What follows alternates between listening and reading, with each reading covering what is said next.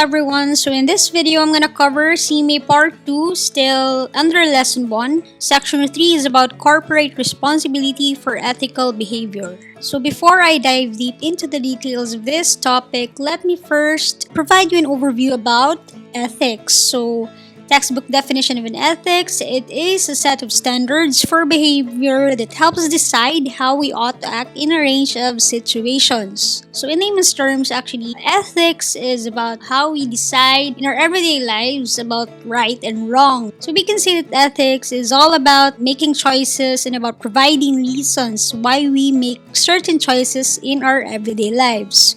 So I would say that ethics should concern all levels of life, may it be individuals, corporate, or government. So now let's proceed to the main topic, corporate responsibility for ethical behavior. Now, as individuals, we have responsibility to act accordingly. In the same way, corporate entities have also responsibility for ethical behavior within the organization. So let's discuss this in great detail. So first, responsibility of every organization is to have a comprehensive framework of corporate business ethics. So basically here, I would like to emphasize that every organization has a responsibility to design and implement a comprehensive framework of corporate business ethics. So meaning having a method for ethical decision making. So this is important. For example, if an organization or a company practice regularly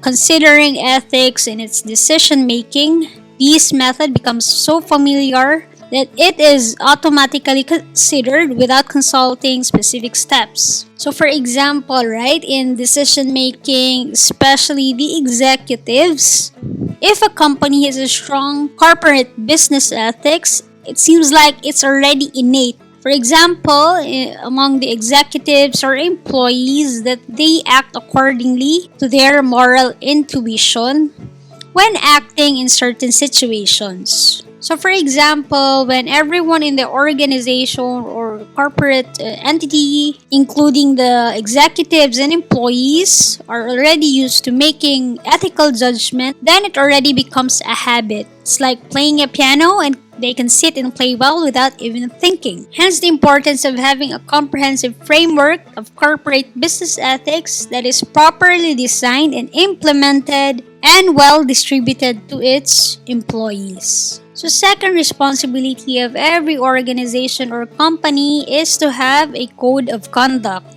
So what do we mean by code of conduct? So code of conduct, basically it defines how a company's employees should act on a day-to-day basis. So for example, a code of conduct may have policies written of how an organization's daily operation should be, about the company's core values, about the overall company culture. Also, since every company is unique, it is indeed a truth that every code of conduct is also unique to every organization. So why is it important that organizations need to design and implement a code of conduct? Obviously, if there is a no defined code of conduct, there will be a high chance that employees will act on their own beliefs and values. They will observe and emulate the behavior they see on a daily basis.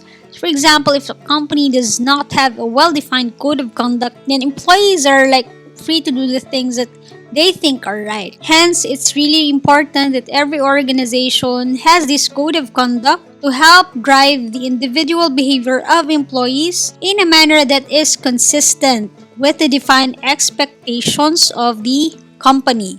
So, if a company has a certain set of policies, a written code of conduct, then employees have that sense of standards or guidance on what to follow in case certain circumstances or situations arise. Also, it's important since organizations mainly relies on the judgment of the employees, right? For example, on the judgment of the direct supervisors or managers to develop a course of actions or make decisions in case problems arise. So for example, If this code of conduct is well disseminated to all its employees and even executives, it becomes innate to them as well, that they act according to the ethical policies of a company. So one of the disadvantages of not having a set of code of conduct leads to actually inconsistency in terms of the actions taken by the employees, managers, and executives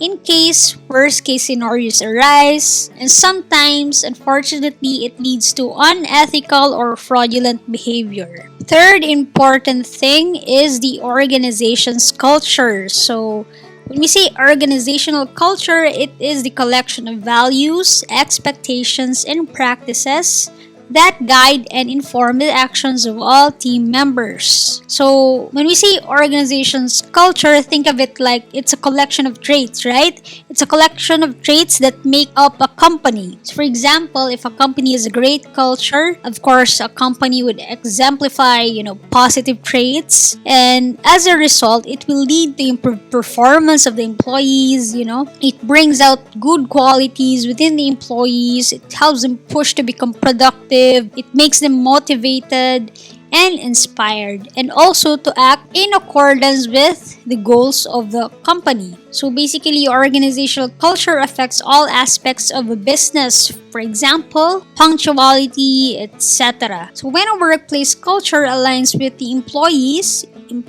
tend to feel more comfortable, supported, and valued. So companies need to prioritize culture, since culture is a key advantage when it comes to attracting talent and outperforming other competing firms or organizations. So in a nutshell, having a great organizational culture is the key to developing the traits necessary for business success. And take note, employees are very, very important in an organization. Hence, it's important for companies to have a great organizational culture. Fourth thing is leadership by example or tone at the top. So here, it's very, very obvious, right? It means that leaders need to become the great examples to their followers. So one of the responsibilities of a leader is basically to inspire other people to do the best that they can do for the benefit of the company or organization as a whole. So in order to achieve this, leader must show them the way by getting involved in the process, and that is by doing it by themselves, by leading by example. Hence, we also term this as tone at the top. So what are the examples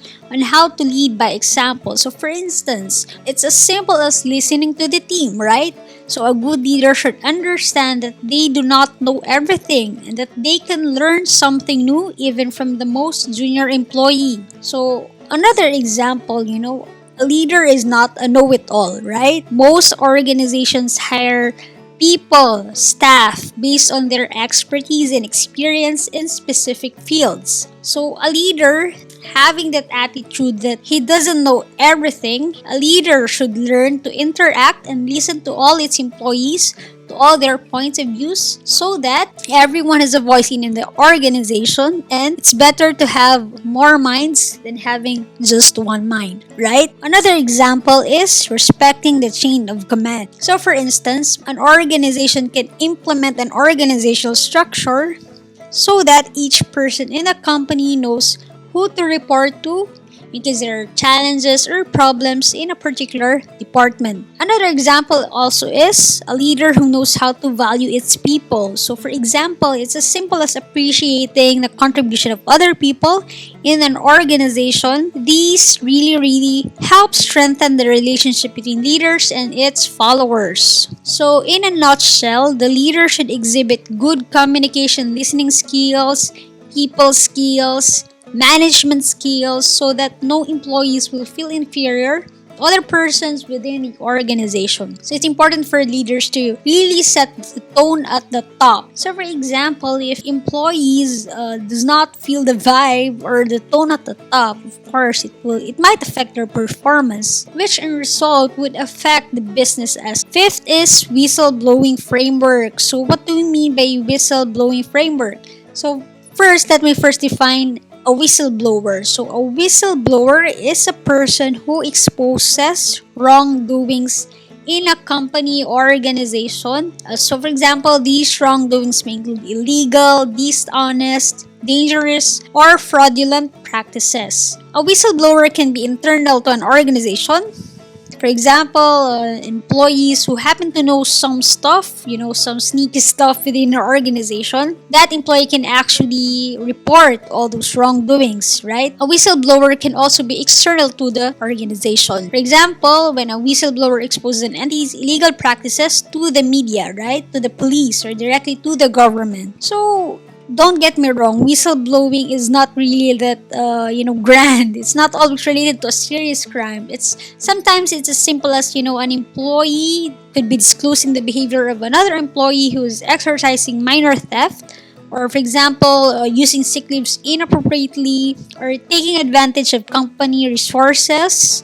For example, using company's assets for personal use. So now, why is it important to have a whistleblower policy in every organization? So actually, a whistleblower policy is very, very critical and should form part of all organizations because it provides certain benefits. First, it increases the protection of all whistleblowers. So the very reason why some people tend to stay quiet in case there are, malpractices is because they are afraid that in case they expose something, they might be put in a negative or undesirable position. Hence, having this whistleblower policy really protects the whistleblowers. Because sometimes whistleblowers almost always become victims of their actions. Whistleblowers become afraid that in case they expose certain malpractices, something bad may happen to them. Another benefit of having a whistleblower policy is that it exposes malpractices. So it encourages employees that it is safe for them to report in case they have knowledge of malpractices and fraudulent activities within an organization. Sixth is the importance of human capital. So, why is human capital management important in every organization? So, who do you think are the most valuable resource in an organization? Who do you think? Of course, it's the employees. So, individuals or employees spend maximum part of their day, right? Contributing towards the success of every organization. Hence, these employees are the most crucial resource of a company. It's not even the physical assets, right? Employees can either make or break every organization.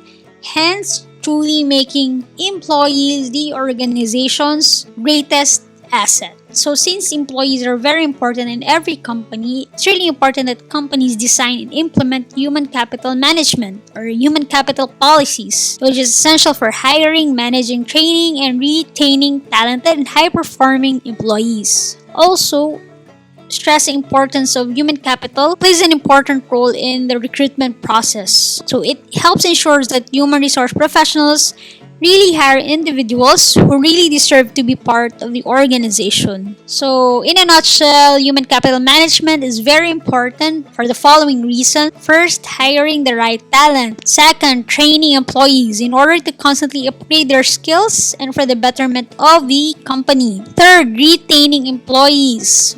Fourth, making employees comfortable within the organizational culture. Last, making employees self-sufficient and prepare them for adverse conditions. So actually, training and developing employees is critical to the future success of every company. So of course, employees need to be productive, right? They need to be efficient, adaptable. They need to improve their skills in several areas since they contribute to the success of every company. So this includes honing their communication skills, critical thinking skills, problem-solving skills, and others. So why is it important for companies to have employee trainings? There are a lot of reasons. For instance, increasing the value of employees. So employee training can actually teach new skills or improve existing skills of the employees. So it helps provide more expertise and increase their value so that employees are able to perform more than one job. So this is very beneficial. For example, if an employee has a diverse skill sets, then it can help employees transfer to open positions in any organization. Second reason is, reduction of attrition in a company. So for example, if a company invests in employees, it can actually reduce attrition rates in a company by providing career pathways within the organization. In that way, employees won't seek next level opportunities in another company.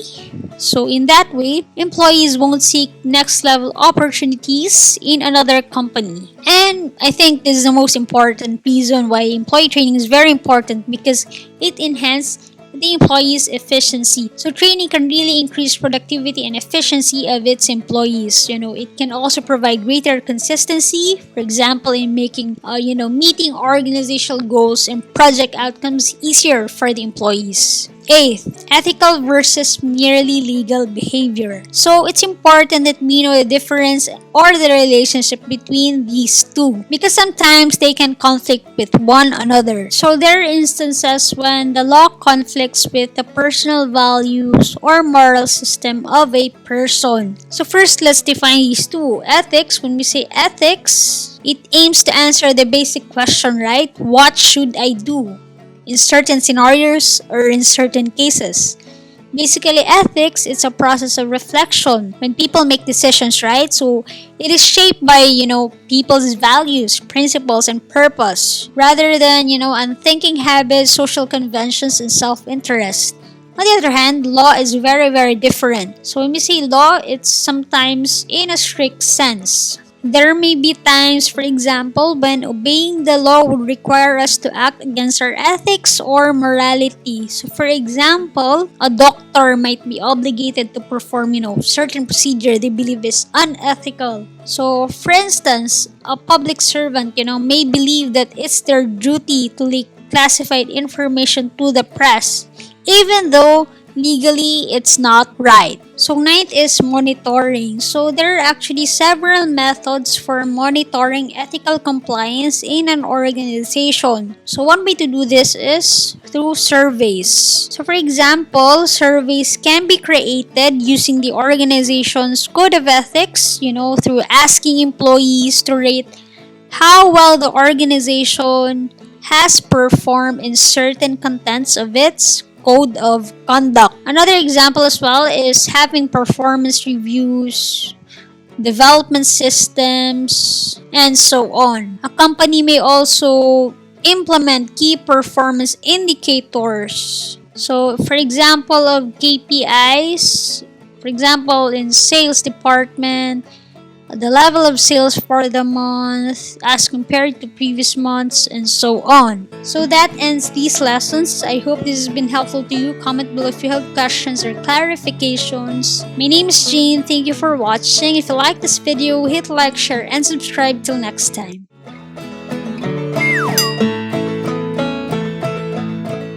Ooh.